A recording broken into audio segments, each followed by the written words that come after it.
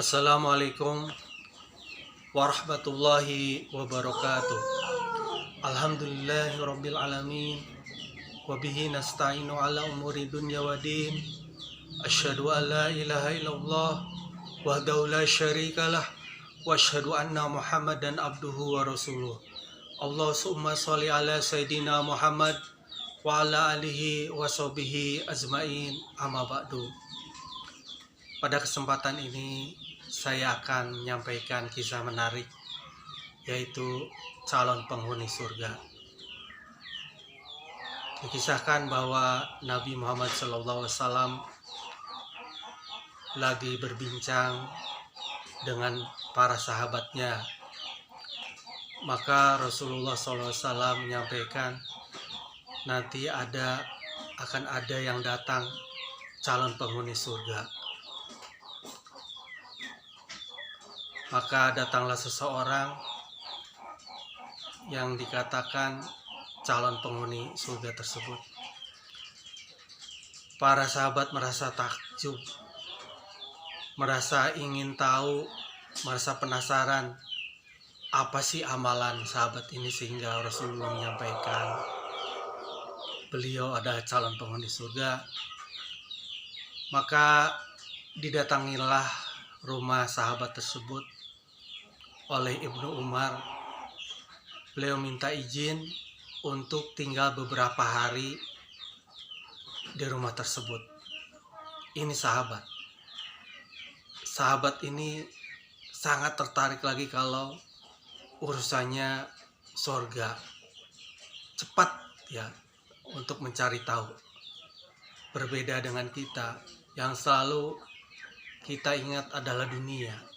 Dalam sholat ingat dunia, sehingga doa pun dipanjatkan kebanyakan tentang dunia. Ya, itu akan diketahui orientasi seorang dari doanya tersebut. Tidak ada masalah memang dengan dunia, karena carilah akhiratmu, tapi jangan melupakan dunia. Begitu. Jadi tidak ada masalah, tapi ini sahabat. Dia kalau mendengar urusan akhirat, urusan sorga, cepat sekali dia menanggapinya. Sehingga Ibnu Umar tadi minta izin ke sahabat tersebut untuk tinggal beberapa hari di rumah tersebut dengan alasan lagi berantem sama bapaknya gitu. Akhirnya diberi izin lah Ibnu Umar tinggal di rumah tersebut. Maka diamatilah ini sahabat setiap hari apa yang dia lakukan, sholatnya bagaimana, baca Qurannya seperti apa, ya amaliyahnya lah, amaliyah sehari-harinya itu apa yang mereka lakukan. Sehari dua hari Ibnu Umar tidak melihat kelebihan dari sahabat ini. Ini ukuran sahabat ya, berbeda dengan ukuran kita. Ukuran kita mungkin udah luar biasa, tapi ukuran sahabat itu mungkin ya biasa, rata-rata sahabat seperti itu, orang-orang yang bertakwa. Tidak ada amalan yang menonjol dari sahabat calon penghuni surga ini, sampai akhirnya setelah beberapa hari Ibnu Umar merasa heran-heran, dan akhirnya Ibnu Umar buka kartu, nanya ke sahabat tersebut,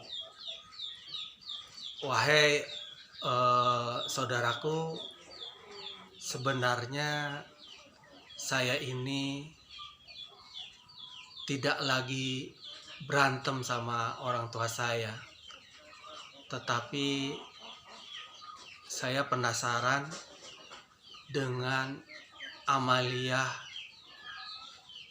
antum yang Rasul menceritakan, Rasulullah SAW mengabarkan ke kami, menceritakan ke kami bahwa engkau adalah calon penghuni surga. Ini yang menarik bagi saya. Makanya saya datang ke rumah antum untuk menyelidiki amalan antum supaya saya bisa menirunya gitu.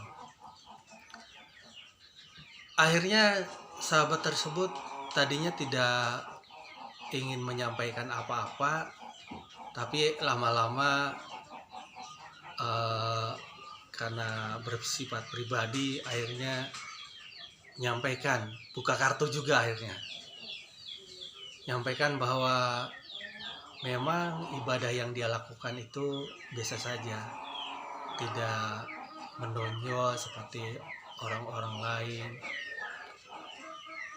Akhirnya yang satu hal yang menarik adalah yang dia sampaikan adalah amalannya adalah dia tidak pernah merasa iri dengan orang lain, dengan kenikmatan orang lain, dengan pencapaian orang lain, baik dengan urusan-urusan dunia.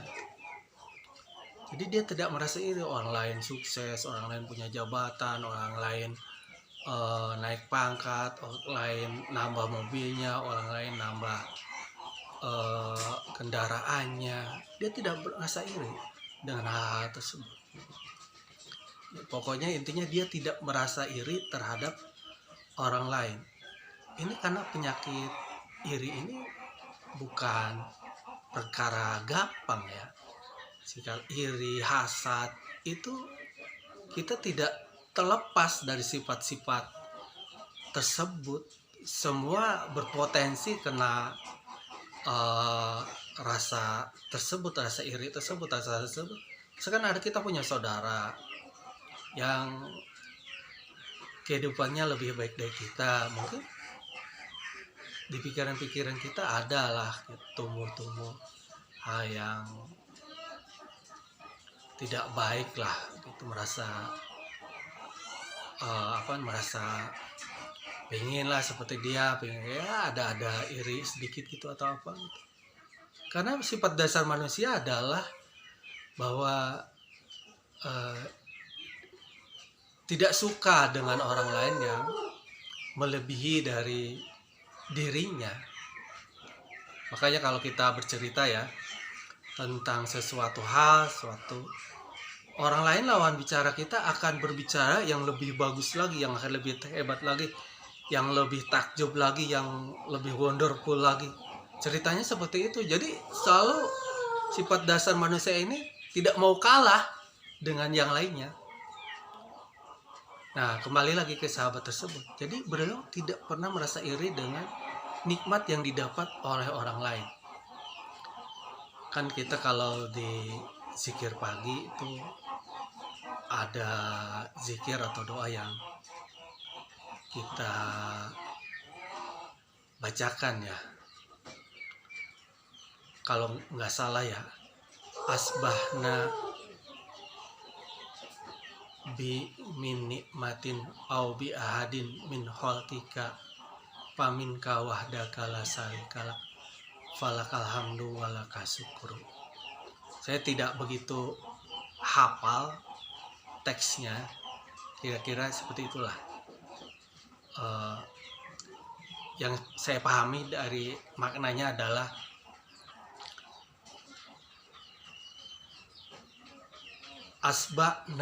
asbahna bi min nikmatin, pada hari ini, pada pagi ini, maaf, min nikmatin, jadi nikmat yang kita terima, au ahadin min khalqika, atau dari seseorang yang min khalqika, yang Allah ciptakan, adalah dari Allah semata gitu. Jadi nikmat yang kita terima, nikmat yang orang lain terima dari seluruh makhluk ciptaan Allah ini adalah dari Allah semata. Maka falakal hamdu, maka bersyukur, walaka syukru, maka ya bersyukurlah, maka mengucapkan hamdalah, mengucapkan alhamdulillah, mengucapkan syukur, falaka hamdu walaka syukru, memuji Allah dan bersyukur kepada Allah. Jadi setiap nikmat yang diperoleh seseorang atau dari salah satu makhluk Allah di dunia ini adalah dari Allah. Jadi kita jangan memusuhi orang yang menikmati tersebut, karena itu nikmatnya dari Allah. Berarti kita ya seperti memusuhi Allah dong yang orang ngasih nikmatnya. Jadi seperti itu. Jadi sifat iri dengki ini seseorang itu tidak terlepas dari itu. Ada aja tuh, walaupun sedikit atau apa. Jadi orang ini, calon pengguna surga ini sifatnya begitu. Dia tidak pernah merasa iri atau hasad dengan nikmat yang diterima, yang didapat oleh orang lain. Itu kuncinya. Itu amalan yang luar biasa.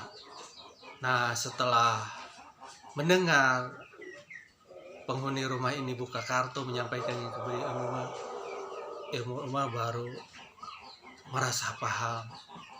Itu amalan hati, amalan yang luar biasa dari sahabat ini, sehingga beliau pantas aja ini Rasulullah menyampaikan begitu, karena sesuatu hal yang besar, sesuatu hal yang berat, makanya ganjarannya itu, balasannya itu sorga. Ternyata amalannya memang luar biasa. Itu aja yang dapat saya sampaikan. Semoga bermanfaat, semoga menjadi pencerahan walaupun singkat. Mudah-mudahan ada yang bisa kita ambil, yaitu jangan sampai kita merasa iri terhadap nikmat yang diberikan kepada orang lain. Karena kalau bisa melakukan itu, kita tidak merasa iri dengan nikmat yang diberikan kepada orang lain, adalah tadi balasannya adalah sorga seperti sahabat yang tadi. Jadi orang-orang yang datang kemudian, mereka berdoa, jangan ada kedengkian, jangan ada risih, jangan ada rasa iri terhadap sesama kaum muslimin. Kalau tidak salah ini alasan ayat 10. Jadi jangan ada kedengkian di antara kita kaum muslimin, karena itu saudara kita, bagian dari diri kita. Jangan sampai ada kedengkian. Makanya kita dianjurkan untuk mendoakan sesama kaum muslimin, yang bermakna adalah berarti kita tidak ada kedengkian, tidak ada iri hati terhadap sesama kaum muslimin. Makanya kita dianjurkan untuk membaca doa untuk kaum muslim. Allahumma gfir lil muslimin wal muslimat wal mu'minin wal mu'minat al ahya'i minhum wal amwat innaka sami'un qaribun mujibud da'wat. Yang saya pahami dari doa ini adalah kita meminta kepada Allah ampunan untuk seluruh kaum muslimin dari sejak zaman Nabi Adam hingga sekarang, yang telah mati maupun yang telah meninggal. Jadi seluruhnya. Nah, insya Allah padilahnya adalah ketika kita mendoakan sesama kaum muslimin, maka adalah kita memperoleh pahala. Mendoakan satu orang muslimin adalah mendapat satu pahala. Ini kita mendoakan seluruh kaum muslimin di seluruh dunia. Berapa banyak yang masih hidup atau yang sudah mati, berapa banyak? Misalkan jumlahnya sekarang kaum muslimin ada 2 miliar, yang sudah meninggal ada 1 miliar, jadi 3 miliar. 3 miliar pahala yang kita dapat karena mendoakan kaum muslimin. Wabillahi taufiq wa hidayah. Wassalamualaikum warahmatullahi wabarakatuh.